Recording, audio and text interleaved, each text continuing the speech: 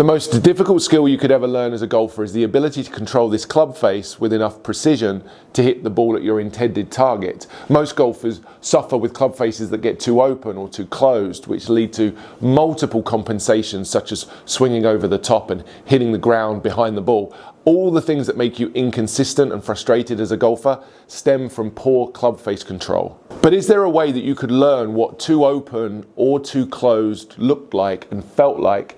And then if there was a way to feel that and understand it, is there then a way for you to practice it and learn a level of precision that you didn't think possible? Today, I'll share a drill with you that you will have never seen before that will teach you exactly how to see whether this club face of yours is too open or too closed throughout the entire time and space of the swing. Not only will I show you that, I'll also give you a drill that you can practice to train unparalleled levels of club face control. So the first thing we need to establish is, what is this club face even open or closed to? We're going to use this magnetic rod here on the loft of my 8 iron to help you see where the club face points in space, but we need to have a reference point for that. What is it square, open or closed to? Now, most of the time people will say, well, it's open or closed to the target. That would be one way to reference it, but that's only really a measurement of where the club face is at either setup or impact. The other way to discuss it would be to say the club face is square, open or closed to the path of the swing, the direction the club's traveling. And that, whilst being an accurate way of representing the club face, is difficult to track throughout time and space of the swing, because to create a path you need 2 points. It's hard to see it at all times and it's changing constantly. So that can be quite complex and complicated, especially for you if you're at home wondering, well, is my club face open or closed? I just want to know. The ball's going to tell you something about whether your club face is too open or too closed. As a right-handed golfer, the balls that tend to fly off more to the right will be associated with a more open club face, and balls that go too much to the left would conversely be associated with too much of a closed club face. But there's a single point of reference that you could use on the club that would allow you to see whether this club face was too open or too closed. We're going to talk about using the longitudinal axis of the shaft. That's a long way of word and a long way of saying an imaginary axis that runs through the center of the shaft, like a skewer, if you like, just going through the middle of this object. In order to help you see that on the camera, I'm just going to place an alignment stick here and run it down the back of the shaft here to give us an idea of what we're talking about. And that red stick that extends beyond the end of the club here, I then have a reference for this club face relative to that stick. So if my club face loft at this point was perpendicular to the stick or at right angles, we'd be able to call that square to the shaft. And that's the reference I'm going to use today. The club face is either square to the shaft, it can be open to the shaft. You now see how the loft, the magnetic rod there, is no longer perpendicular to the red stick, or it could be closed to the shaft, turned to the left like so. And the reason using the shaft or the longitudinal axis of the club here as a reference point is that it becomes something that I could see at setup, which is useful, but then I could also track it throughout the time and space of the swing. I could look at the club face relative to the shaft at all points in time in the swing. If we used a reference here at P2 where the shaft is parallel to the ground, I could look at this club, and if I understood what I was looking for, I could see that this club face at this point in time is square to the shaft. Equally, I could learn to see what a club face that was too closed to the shaft would look like at this point in time, and a club face that was too open. So again, I can use this reference throughout the time and space of the swing to understand if the club face is too open, as it would be in this picture, or too closed, as it would be in this picture. You want the loft of the club to be perpendicular to the longitudinal axis of the shaft, and you can learn to see that visually as you watch it around you, and also on a camera. An extremely useful reference point if you're trying to improve your swing is to understand whether or not this club face gets too open or too closed to the shaft throughout the entire space of the swing. So you can now learn to see whether the club face is open or closed to the shaft throughout the swing. That's a really useful piece of information. And then what you could learn to do is feel it. So if I opened this club face to the shaft, what would happen here would be the center of mass, the weight of this club head would be to the side of the longitudinal axis of the shaft. That would feel, in my hands, very different to a club face that was either square, or even too closed. You can try this. If you have a golf club next to you as you're watching this video, please pick it up, take it in your hands, swing it back to a point roughly P2 here where the shaft's parallel to the ground, and just place the club, twist it into a position where the face is pointing straight down towards the ground. That would be a very closed position. And just notice the weight of how that feels in your hands. And then spin it open, take it through 180 degrees. Now point the club face up to the sky. That would be extremely open. And again, hold the club and just look away from it for a second and just notice what you feel in your hands. That sensation, that feeling that you have in your hands is club face control. It's also the reason you struggle to make a change in this part of your swing, because that feeling of where the center of mass of the golf club is has become familiar to you. It's the way you do the swing, and everything that you do from there is a consequence of how the club face feels in your hands. It's familiar. Familiar is something that you repeat and do often. So as you open this golf club and it feels quite comfortable, it's still the reason that you start swiping across the ball. It's the reason changing this part of your swing becomes so difficult, because to change the club face means to change that familiarity of the feeling that you have throughout the swing. So when you try this and you say that feels different, what feels different is you've got this weighted part of the club head here in a different position. You should welcome that feeling. That feeling different gives you a chance of changing your pattern. So if I had the club face too open to the shaft, I can demonstrate that here. If I placed this stick down on the ground and took it out of the way for a second, and if I transported that open face to the shaft around me and through impact, I would have the expectation of a ball that would start to the right and curve more to the right. There's the feedback that I would expect. Predictable.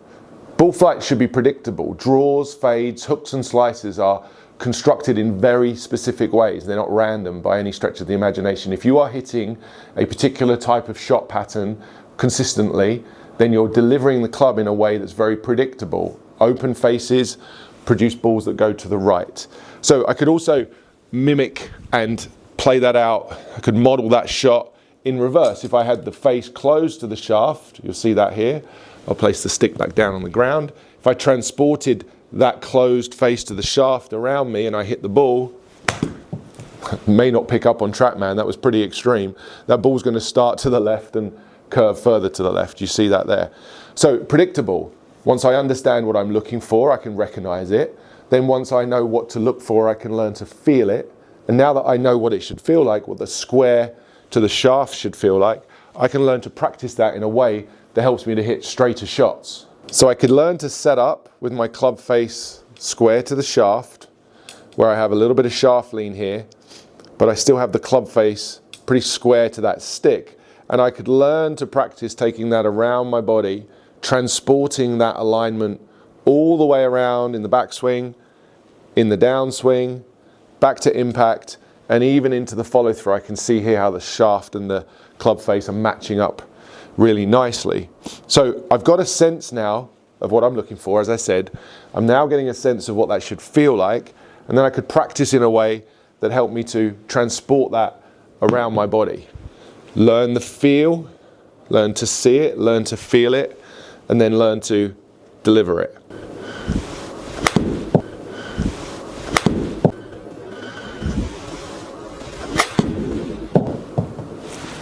Very square to the shaft.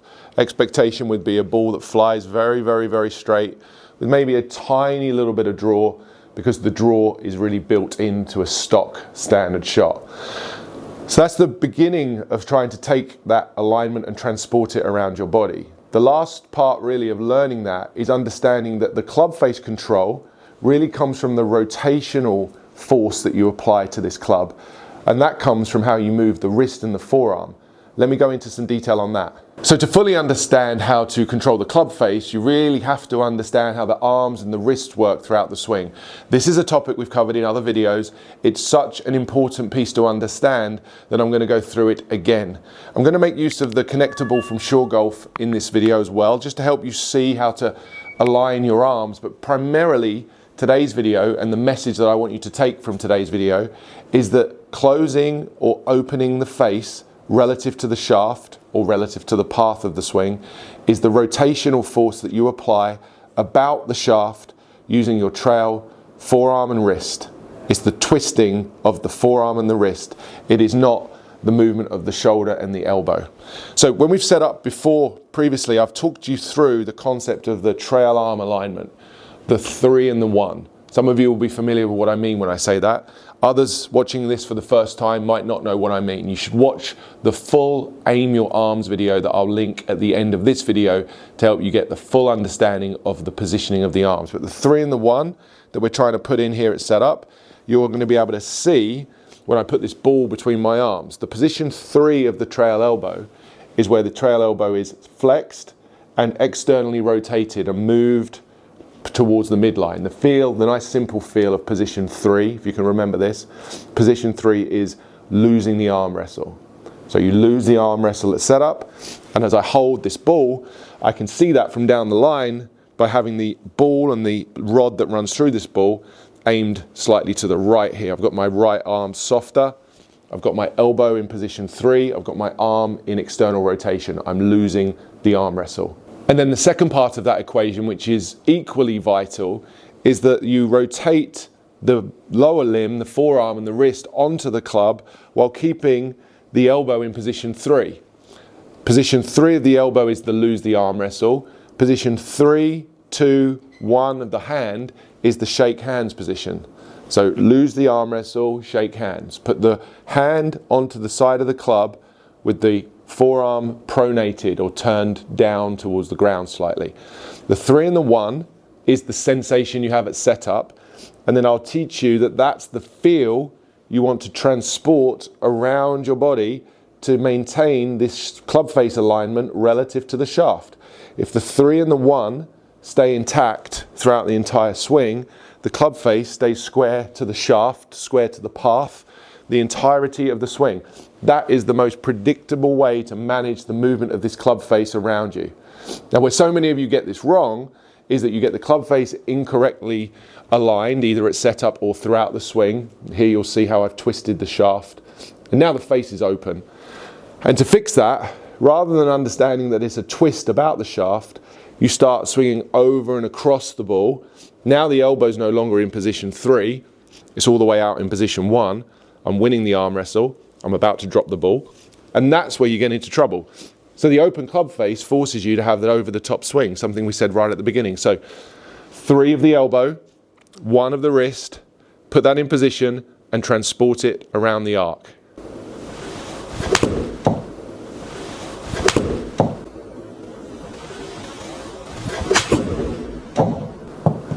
There's no way that ball's going to go anywhere but straight.